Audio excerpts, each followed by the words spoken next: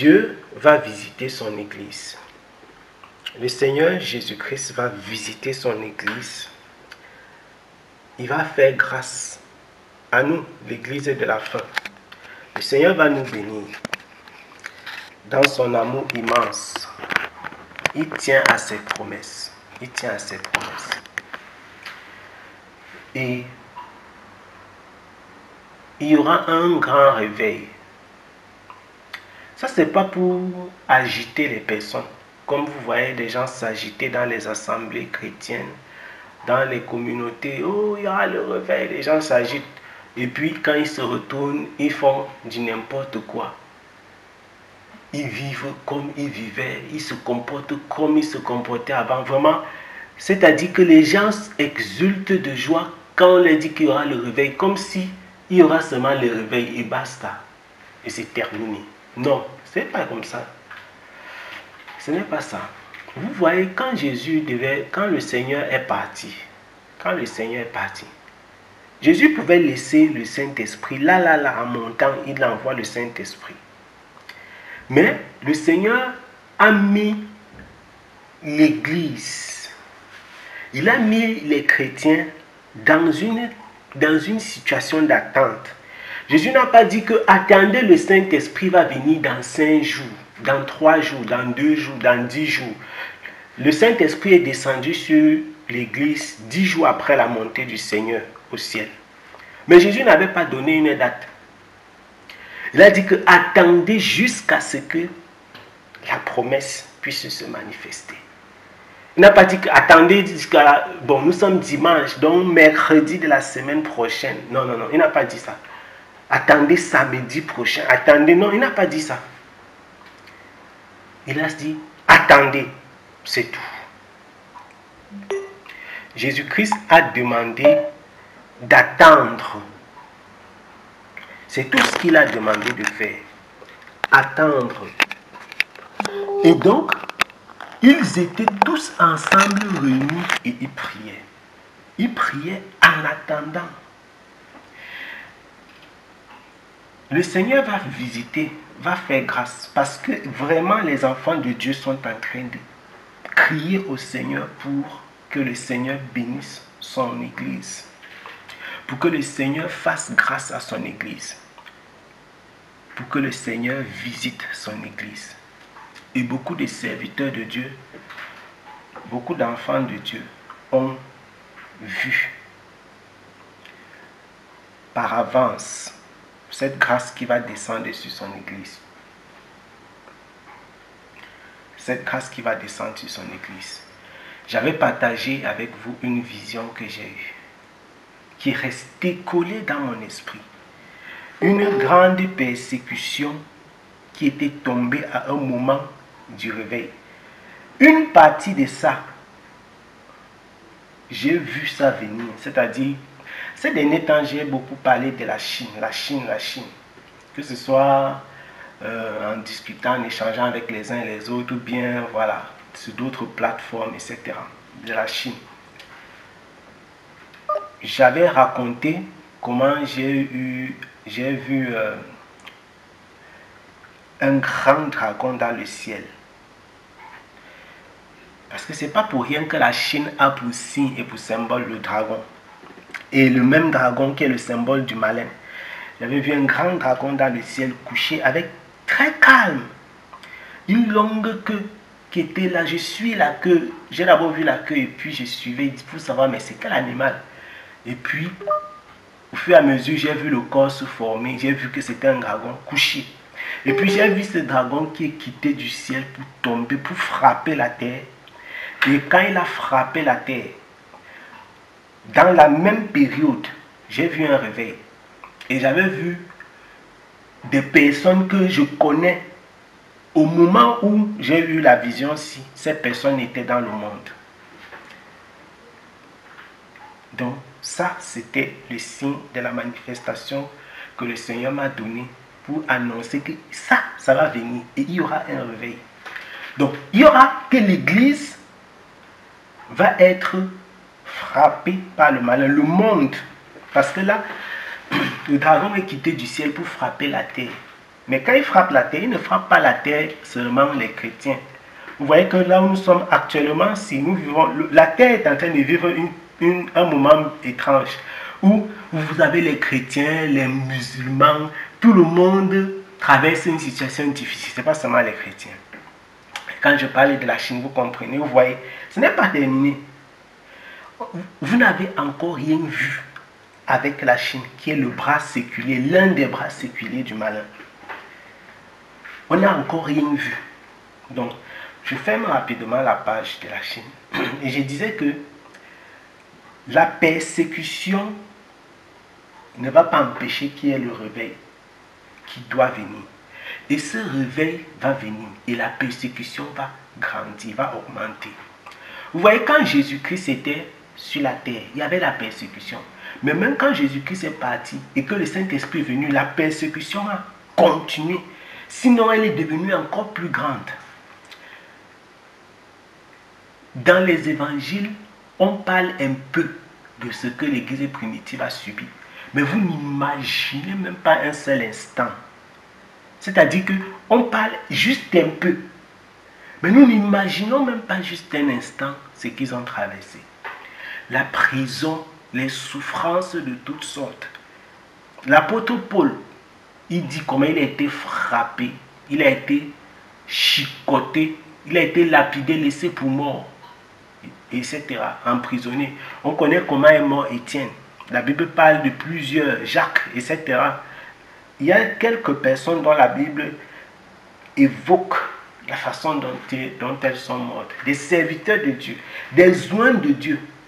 Et donc, quand vous entendez les chrétiens, quand vous voyez les gens dire, oh, telle personne ne peut pas, un homme de Dieu ne peut pas mourir de telle façon, un homme de Dieu ne peut pas vivre telle situation, un homme de Dieu ne peut pas faire ceci, regardez seulement.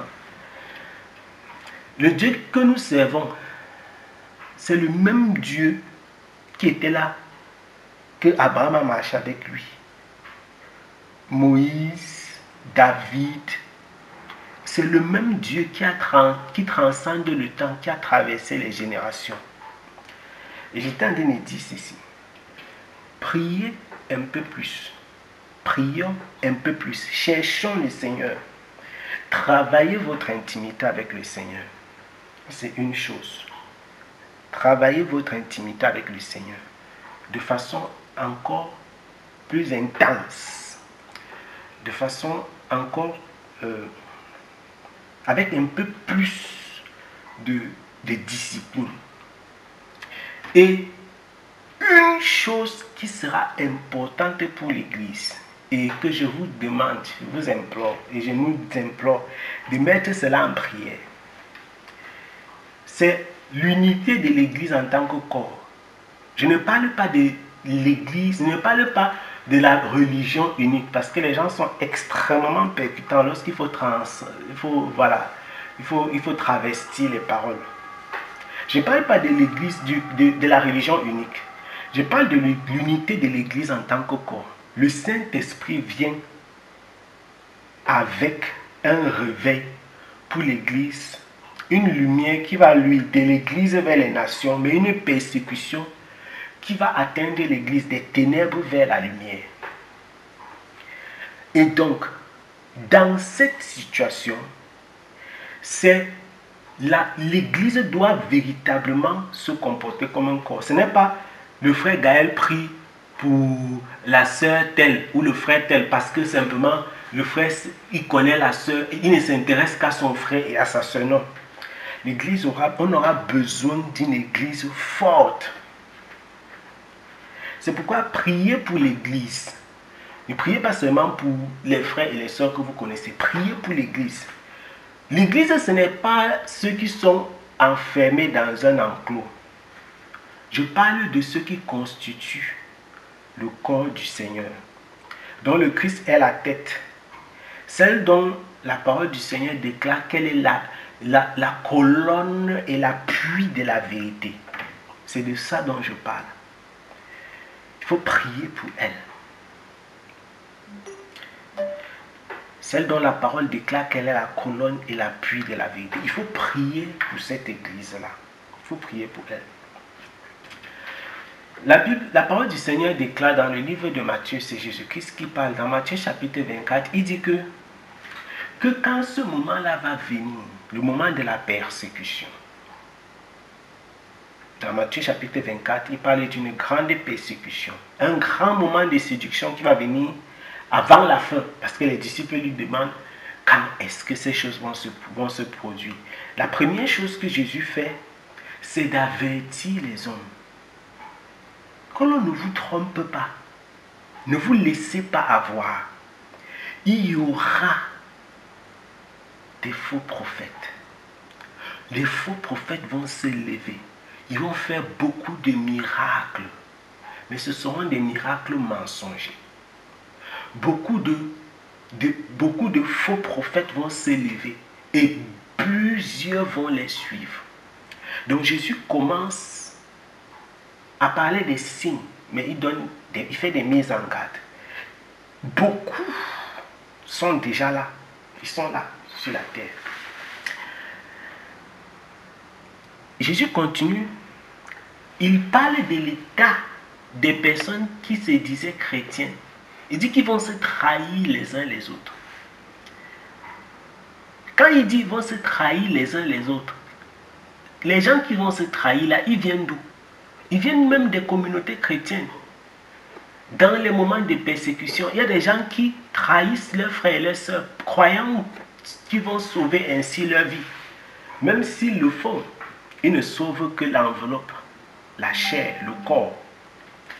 Donc, je disais, Jésus-Christ annonce dans ce Matthieu chapitre 24 que les hommes vont se trahir.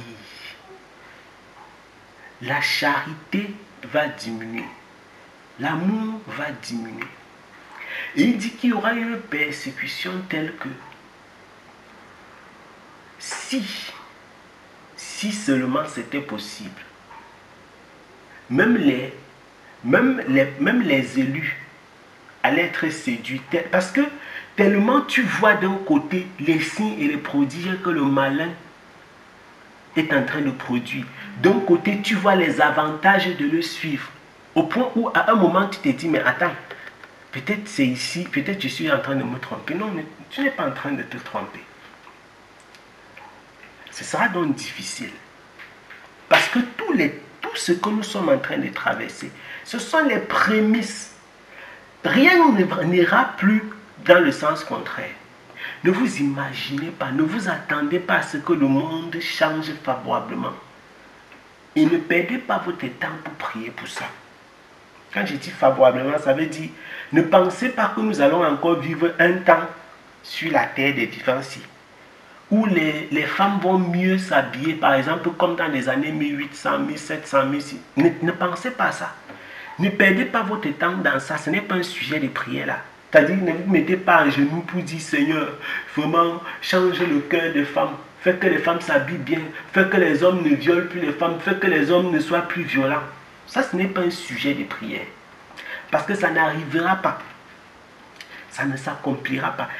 Nous sommes en train de vivre un processus irréversible qui va nous mener au retour du Seigneur Jésus-Christ, qui est imminent. Nous vivons un processus irréversible et qui nous mène au retour du Seigneur Jésus-Christ. Le péché doit augmenter et il va augmenter. La séduction doit augmenter et elle va augmenter. Donc, on ne peut pas empêcher cela. Mais ce que nous pouvons faire, c'est prier le Seigneur pour ses enfants, pour son Église. C'est chercher sa face et demeurer dans sa volonté. C'est demeurer toujours dans sa présence pour ne pas nous laisser prendre, pour ne pas tomber dans le piège. Car la parole du Seigneur déclare que si c'était possible, même heureusement qu'il y a la grâce et les faveurs du Seigneur. Heureusement que le Seigneur, il veille sur ce qui lui appartient. Heureusement. Heureusement que le Seigneur veille sur ce qui lui appartient. Prions. Prions. Prions. Prions.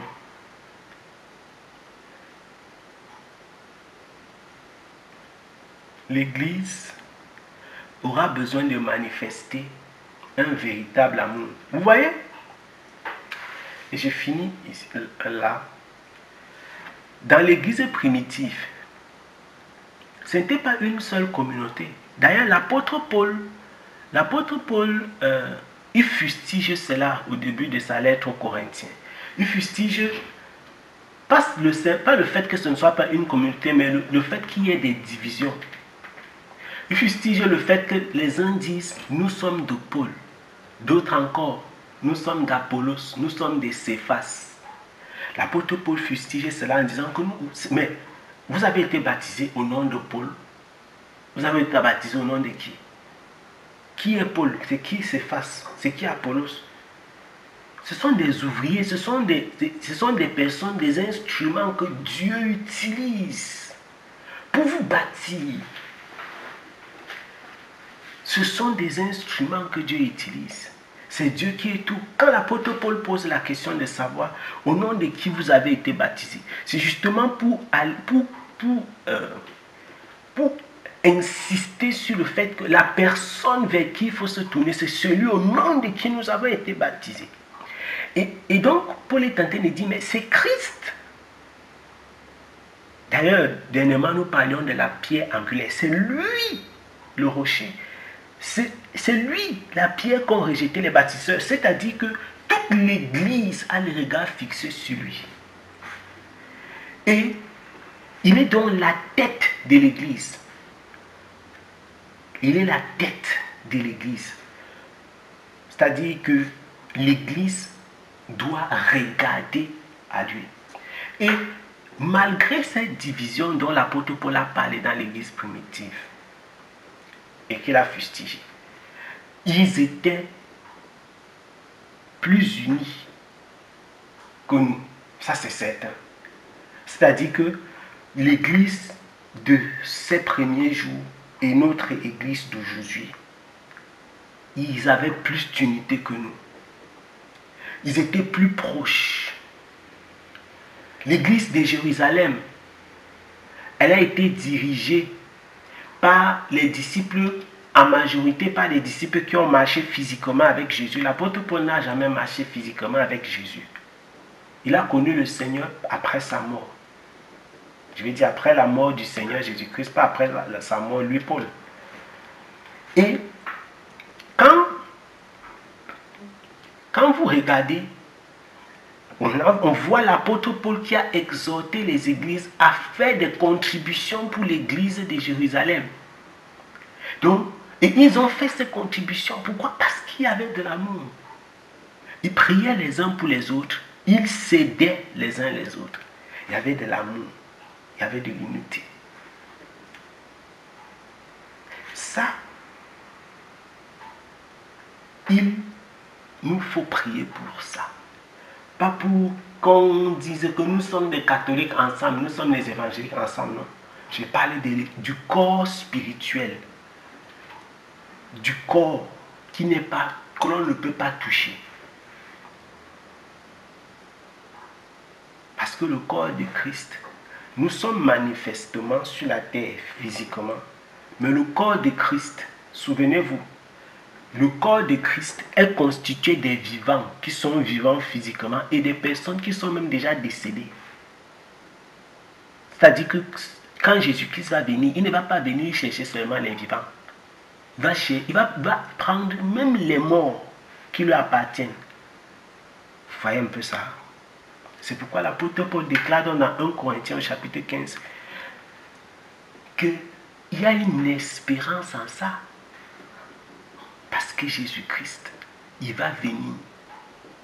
Donc les gens qui disaient que la résurrection n'existe pas là, ce sont des menteurs. Et il dira encore aux Thessaloniciens que quand le Seigneur Jésus-Christ va revenir, il dit que nous les vivants, on ne va pas partir d'abord. Il dit que les morts en Christ vont ressusciter premièrement. Et ensemble, pour montrer clairement qu'il y a plusieurs groupes. mais qui constitue ce corps unique. Cette épouse que l'époux, que le Seigneur vient rechercher. Prions. Prions. Et quand vous priez pour l'Église, ne priez pas pour l'Église dans la perspective de l'Église locale. Prions pour l'Église en tant que le corps de tous ceux qui aiment et qui cherchent, qui suivent le Seigneur Jésus-Christ de tout leur cœur. Prions, prions, prions. Nous devons prier en tant que corps, en tant qu'Église. L'Église primitive, ils nous ont challengés dans ces choses. On a vu l'Église prier au point où, dans le livre des Actes, dans Actes chapitre 5, des choses merveilleuses se produisent. C'est-à-dire, vous voyez une unité de l'Église qui est capable d'ouvrir le ciel et faire descendre des choses extraordinaires. L'accomplissement, l'exaucement de façon étonnante. C'est-à-dire, ils priaient, ils étaient tellement exaucés, eux-mêmes ils étaient encore étonnés de l'exaucement.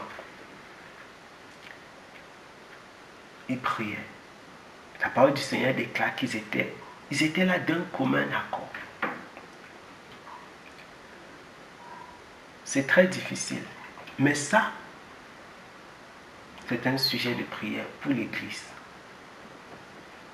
Le Seigneur va faire grâce. Et vous savez, dans l'œuvre de Dieu, il y a ce que Dieu fait. Ce sont ses promesses. Mais il y a ce que Dieu s'attend à ce que nous fassions. En tant qu'enfants de Dieu. C'est curieux, c'est étrange, c'est bizarre. Comment est-ce que Dieu peut conditionner? Vous savez, moi-même, je me suis posé cette question par le passé. Ah, mais si Dieu veut faire quelque chose, pourquoi il ne fait pas simplement? Pourquoi il doit attendre que... Mais c'est comme ça. Dieu peut se lever. Vous ne vous êtes pas encore posé la question? J'y ai pensé par le passé. Et un jour, j'ai dit, mais attends, si Dieu se lève, il descend du ciel, il dit que moi, je suis l'Éternel. Est-ce que vous m'acceptez ou bien vous ne m'acceptez pas? Tous ceux qui m'acceptent, mettez-vous à gauche. Tous ceux qui ne m'acceptent pas, là, mettez-vous à droite. Est-ce que le problème ne va pas être résolu de cette façon? Alors, question, est-ce que Dieu est incapable de le faire? Non. Il est bien capable de le faire. Mais pourquoi il ne le fait pas? Parce qu'il ne veut pas. Ce n'est pas le moyen qu'il a choisi pour se manifester. Mais qu'est-ce que la Bible déclare? La parole du Seigneur déclare que le Dieu, il a choisi de sauver comment? Pas la folie de la prédication. Il a plu à Dieu de sauver les hommes ainsi. Donc, ce n'est pas par le miracle. Souvenez-vous de ce que nous avions dit, je ne sais pas c'était quel jour. Ce n'est pas par le miracle, ce n'est pas par la guérison, ce n'est pas par la prière, ce n'est pas parce que tu dis Seigneur Jésus, je te reçois dans ma vie, etc. Je te donne ma vie, écris mon nom. Non, non, non, non, non, non, non, non. Ce n'est pas la folie de la prédication.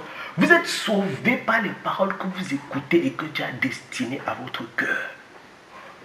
C'est ce que la Bible déclare. Bon, je suis en train de parler parce que ça c'est un message pour nous en tant qu'Église.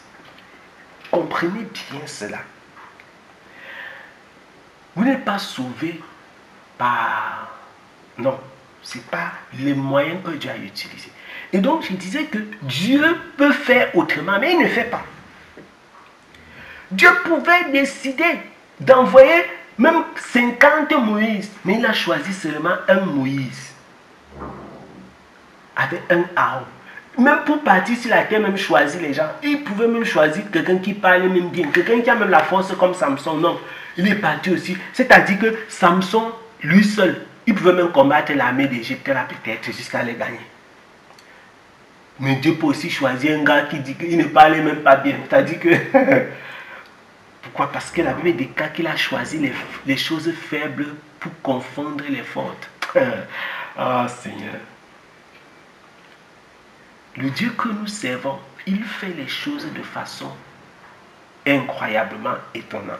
Et donc, il a fait dans l'œuvre qui est appelée l'œuvre de Dieu, il y a une portion qui nous incombe en tant qu'humains. Et l'apôtre Paul dit que nous sommes co-ouvriers. Quand il dit co-ouvriers, il parle de ceux qui ont été appelés, il ne parle pas de toute l'église, de tout le monde, non. Il dit co-ouvriers avec Christ. Vous êtes le champ de Dieu. Donc il y a une portion, il y a des appels. Toi tu es dans telle position, toi tu es dans telle posture, toi tu es dans telle posture. L'œuvre de l'église en tant que corps, c'est quoi? La prière fait partie des choses que l'église doit faire en tant que corps, en tant qu'ensemble. Refléter la lumière de Dieu dans le monde.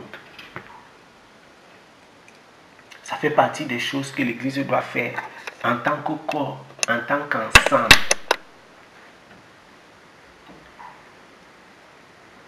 Dieu a choisi que ce soit ainsi.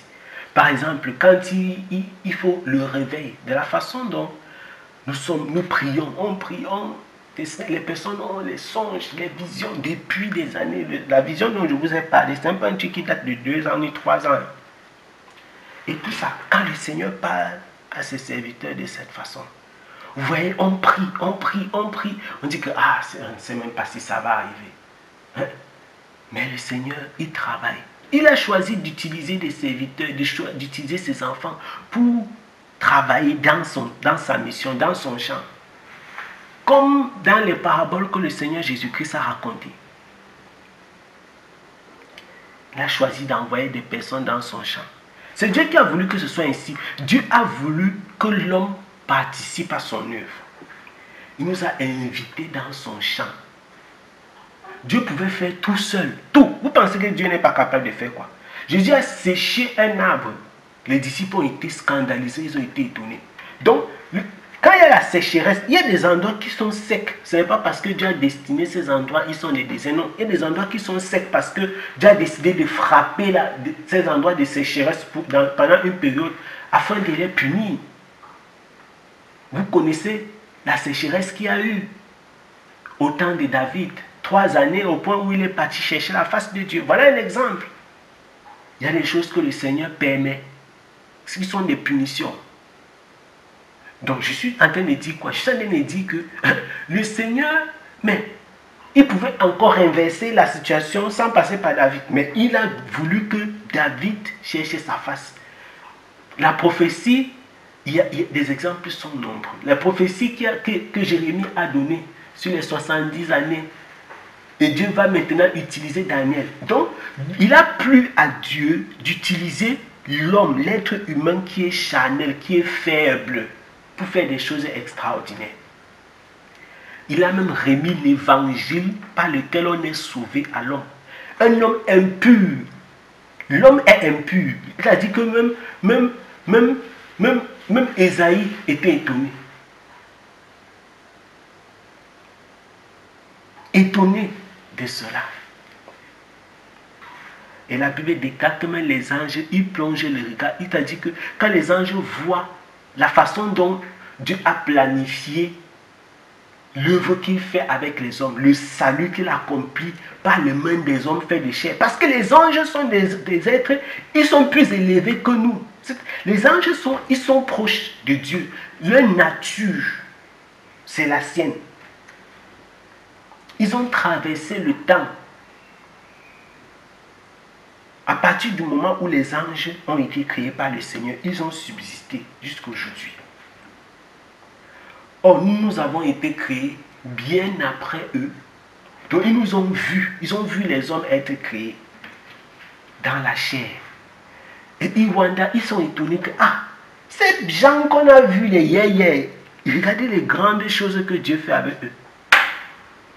Mais Dieu a voulu que ce soit ainsi. Dieu a voulu que ce soit ainsi. Et donc, ne négligez jamais l'Église. Et je parle à l'Église. L'Église ne doit pas négliger sa part de travail dans l'œuvre de Dieu. nous ne devons pas négliger notre part de travail dans l'œuvre du Seigneur.